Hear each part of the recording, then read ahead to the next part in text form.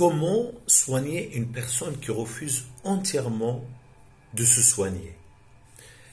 Assalamu alaikum wa rahmatullahi ta'ala wa barakatuh, mes chers frères et sœurs. Je m'appelle Maher Jalal, je suis spécialiste dans la ruqya et je suis aussi étudiant dans la psychologie. Et j'ai fait beaucoup de recherches dans le monde pour comprendre de plus qu'est-ce qui se passe dans le nefs de l'être humain. Parce que comme vous le savez tous, nous sommes composés d'hommes, d'âme et de corps. Et parfois, il existe des clés qui peuvent changer la donne, surtout d'une personne qui vit un moment très difficile. Et c'est le sujet d'aujourd'hui. Donc, dans mon parcours, j'ai rencontré beaucoup de gens qui sont possédés, qui ont des problèmes, qui ont l'angoisse, etc. Et parmi des jeunes, hommes et femmes, je rencontre parfois des situations où le malade ne veut rien savoir. Il rentre totalement en dépression, il est entièrement enfermé chez lui ou chez elle. Quand je parle masculin, c'est valable aussi pour les femmes ou pour les filles. Donc, à un moment donné, le malade rentre dans une grande dépression. C'est-à-dire qu'il ne veut rien savoir. Il peut avoir certaines attitudes bizarres, comme ne plus se laver, ne plus rester à table, s'installer à table avec la famille, s'enfermer toujours dans sa chambre, passer des heures et des heures avec la musique ou avec le téléphone, mais sans faire quelque chose de concret, pas de concentration, cris, des perturbations dans le dormir, des cauchemars, pensant que la famille c'est des ennemis, etc. Alors qu'est-ce qui se passe exactement? Pour résoudre ce type de problème, premièrement, il faudrait comprendre qu'est-ce qui s'est passé. Donc il faut étudier l'historique de cette personne. Alors, est-ce que c'est une personne qui a toujours été comme ça? Ou ça a débuté à un moment donné? Donc il existe deux moments. Il y a le moment où les symptômes ont commencé d'apparaître. C'est-à-dire que le malade, il était déjà malade, peut-être qu'il était à l'école, etc. Il était déjà malade, mais un peu moins. D'accord? C'est-à-dire, il a une certaine attitude, mais on ne fait pas attention. Et du coup, les années passent, et le cumul, si c'est du mauvais œil, le cumul, il augmente. Si c'est des sorcelleries, pareil. Et donc l'emprise, il monte. Et de temps en temps, on va remarquer que le malade, il est en train de nous dire quelque chose qui n'est pas normal. Qu'il voit quelqu'un, ou qu'il parle avec quelqu'un, ou des choses comme ça. D'accord? Et au moment d'explosion, j'appelle ça le moment d'explosion, c'est-à-dire il arriverait dans le futur après, soit une histoire de dispute, soit une histoire de choc émotionnel, par exemple sortir quelqu'un, on perd quelqu'un qui est très cher, un père, une mère, etc. Ou bien sortir d'une relation amoureuse, mais très mal, etc. Donc, il y a un moment où on va passer non seulement à des symptômes qui vont et qui reviennent et qui partent et qui reviennent et qui partent, mais on va passer à un changement radical qui va s'installer chez le malade. C'est-à-dire le malade, ça y est, c'est terminé. Dépression totale. Si c'est une personne qui fait des études, les études vont s'arrêter. Progressivement. Donc, en fait, tout dépend. Il y a des gens, c'est radical. Il y a des gens, par exemple, ils sont super bien à l'école, ils vont chuter dans les points, ils vont avoir des difficultés. Ou bien, chute totale. Donc, le comportement agressif, ils veulent pas parler, ils veulent pas discuter. Des fois, il y en a qui parlent même pas, qui mangent presque pas, ou qui mangent beaucoup, énormément. Donc en fait, il y a une perturbation, ce qui nous intéresse. Les perturbations changent d'une personne à une autre. Il y en a qui mangent trop au point de grossir. Il y en a qui ne mangent pas du tout, qui mangent très peu à peine pour vivre ou pour rester debout et debout avec du mal. Et puis après, ils vont avoir des cernes, etc. Alors, qu'est-ce qu'il faut faire? Parce que là, ça devient comme une boule enfermée sur elle-même. Des fois, on ne va pas les comprendre parce qu'ils sont entre la vie et l'autre vie. Ils sont totalement dans un waswas entier et aussi ils sont très influencés parce que peut-être ils voient des choses, parce que souvent ils me disent ou bien je comprends qu'ils voient ou qu'ils entendent ou qu'ils sentent des odeurs et que en plus de ça, l'entourage, la maison, la famille, ils ne comprennent rien. Ils comprennent rien. Il y en a qui disent c'est le djinn, etc. Après, on va chercher un raqi pour eux. Ça ne marchera pas. Pourquoi? Parce que la boule, elle est encore totalement fermée. Même si c'est une possession. Même si le problème, il est occulte. Le raqi va dire ramener un psychologue ou il faut faire un suivi. Et en fait, c'est parce que en fait, le mal occulte ici a fait que le malade, psychiquement, est totalement détruit. Il est très profondément détruit. Et donc, en fait, il faut le préparer. Il faut lui donner de l'espoir. Il faut qu'il tombe sur quelqu'un qui le comprenne et qui l'écoute et qu'il sait qu'il est là pour l'aider, etc. Donc, il faut du temps de préparation. La préparation du terrain est plus difficile que la maladie elle-même.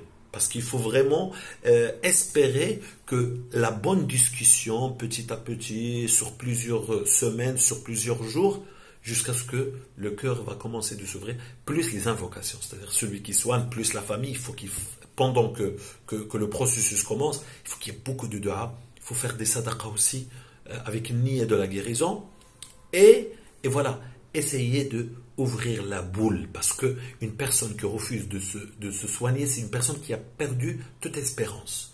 Et c'est très difficile de soigner, parce que beaucoup on demande cette question, comment soigner quelqu'un qui n'accepte pas du tout de se soigner? Eh bien tout simplement, il faudrait ouvrir la boule. Il faudrait ouvrir la boule, et pour ouvrir la boule, il faut la répétition, et puis être patient, etc., surtout de la part de la famille proche. Il faut qu'ils soient vraiment, il ne faut pas qu'ils montrent qu'ils sont tristes, etc.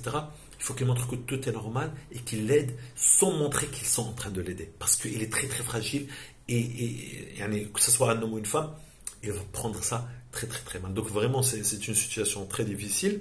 Donc, il n'y a pas de mal de faire un suivi psychologique en même temps.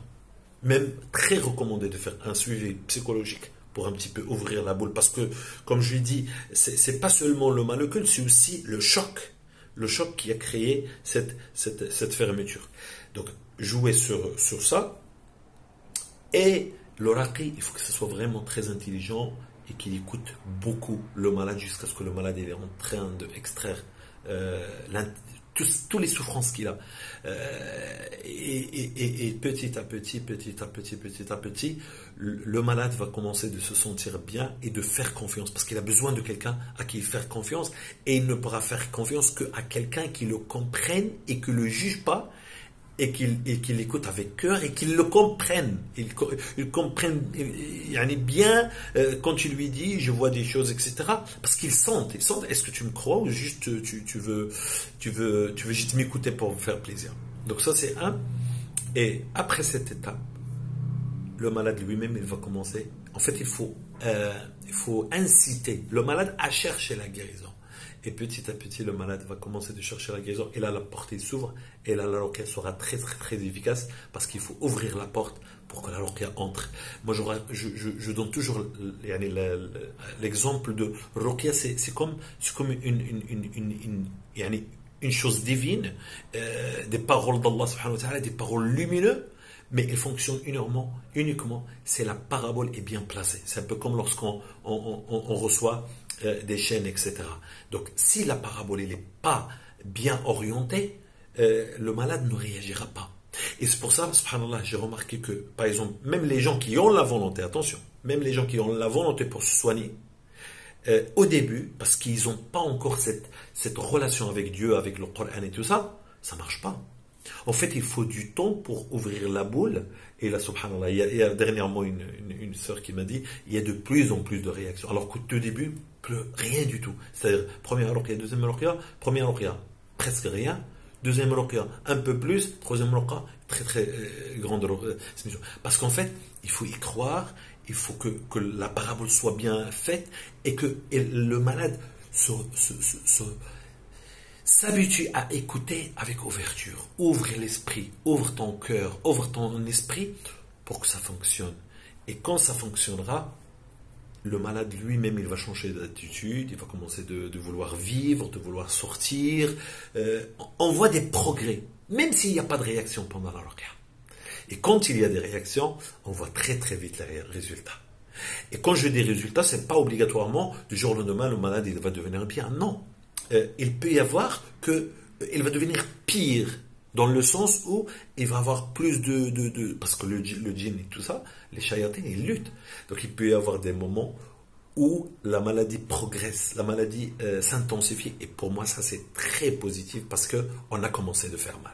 Parce que quand tu ne reçois aucun signal TV, eh ben ça veut dire que tu n'as rien. Mais quand tu reçois, même si c'est des choses qui sont flash, négatives, donc il y a de l'espérance. Et ce que je suis en train de vous raconter est très important. Il peut sauver des vies. Il peut sauver des vies qui sont... Et on a, je suis sûr, dans notre communauté, et même dans les autres communautés non musulmanes, il y a beaucoup de gens comme ça. Il y a beaucoup de gens qui rentrent dans de grandes dépressions. Et si ça se trouve, et moi je pense que le problème, il est occulte. La haine qui s'accumule. Et puis, on ne réagit pas de la même façon. Il y a des gens, c'est leur corps qui va extraire avec des saignements, comme les femmes, les menstrues, les vomissements, les douleurs, les maladies sur le corps. Mais il y a d'autres, ça se cumule. Après, ça détruit une nefs. Une nefs devient très très fragile. Et puis, shaitan, il s'installe avec le manque de la foi. Ou même ça peut arriver même chez les gens qui sont pratiquants, attention. Et donc après, boum, et une explosion comme je viens de dire, par une situation qui va arriver. Et malheureusement, ça se termine après très très très mal. Barakallahu fikum de votre suivi. N'oubliez pas de liker, c'est très important, et de partager, parce que wallahi, presque dans chaque famille, il y a une personne comme ça. Presque dans chaque famille, il y a une personne comme ça, plus ou moins, de ce que je viens de vous raconter. Et qu'Allah subhanahu wa ta'ala, il shafi al-jami'. Et surtout ces types de cas, pour moi, c'est les pires, parce qu'il y a la boule à ouvrir et ensuite faire la ruqya. C'est pas comme quelqu'un qui a la boule ouverte et que la ruqya fait déjà son effet. Un jour ou un autre, ça va stopper, ça va s'arrêter et on va ressentir une nette amélioration. Barakallahu fikum. Wassalamu alaikum wa rahmatullahi wa barakatuh.